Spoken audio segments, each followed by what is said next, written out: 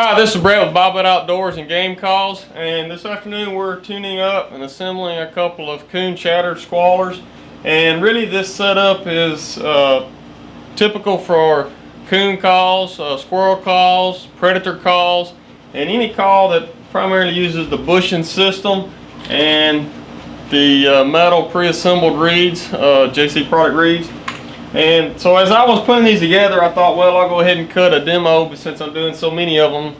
And you know, I get a lot of questions on our website since we offer call making supplies, the bushings and the reed sets, how I tune them, how we assemble and tune them, and how I also get questions from customers that buy our calls, how I consistently tune them from one call to the next, because we get customers that buy multiple calls from us.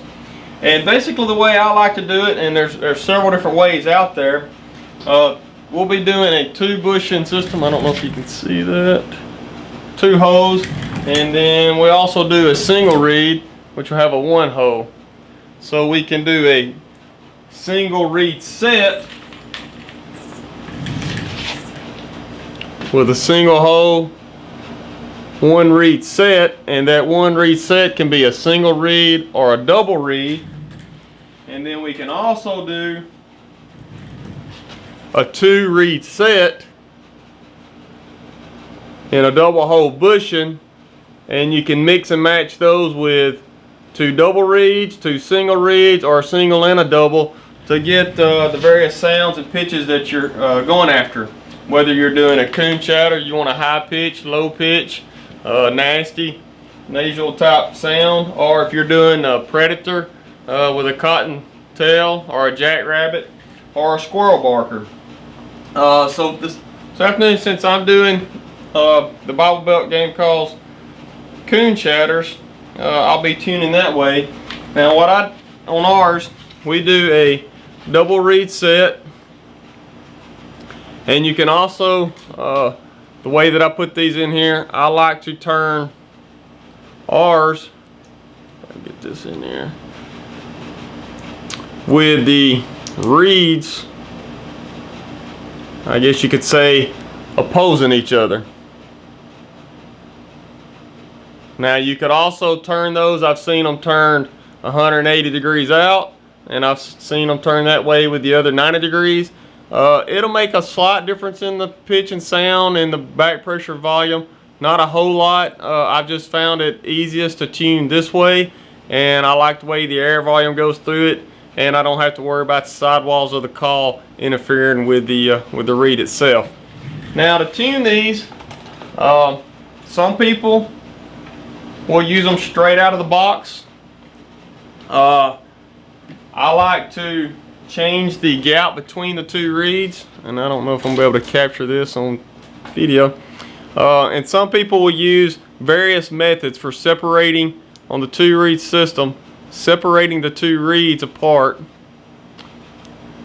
Some will use a knife blade and go in between the 2 reeds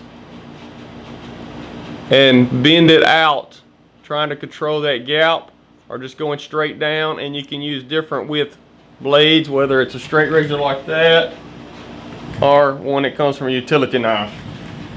Now I'm a little more anal, so I like to control mine, and this is kind of the trick that I use to get consistency out of ours from one call to the next. And I use feeler gauges because I have a machinist background. I'm just used to controlling it that way. So what I've done, and I'm not going to share that with you, but what I've done through over the years of experimenting, I found the right depth, thickness that I like to gap my reeds apart. And you can do the same, you know, whether you're doing a single reed setup, a double reed setup, you'll find that gap that you like best to capture that pitch and tone that you're looking for. So what I do is I gap them.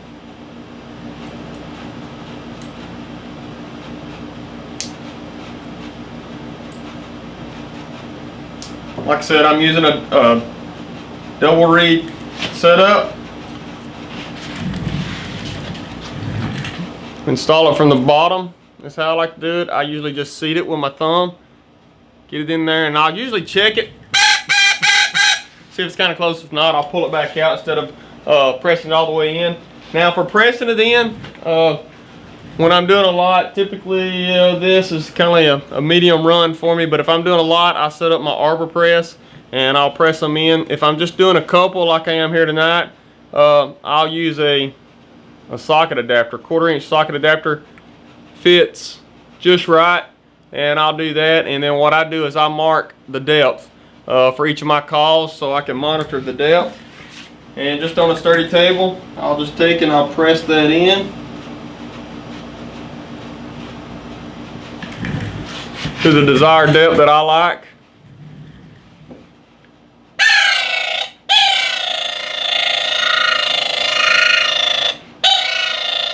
And then I'll run it and test it. And then I have like my standard call. Once I get one tuned the way I like it, I keep it on the shelf and I keep that as my standard.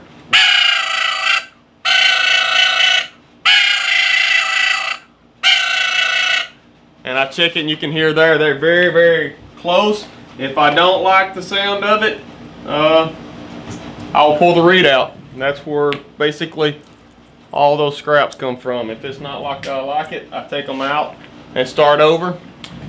There you have it, folks. How to tune a JC product reed and a rubber bushing setup. They also make the press in sleeves. I don't prefer those because of the in wood calls. It's very hard to get that press just right without impacting the sound, and plus if there's any swelling or growth in the wood call out in the field, those sometimes can turn loose or change the pitch of the call. I like the rubber bushings. That's what we use because it is a little forgiving. It'll move with the wood. There you have it.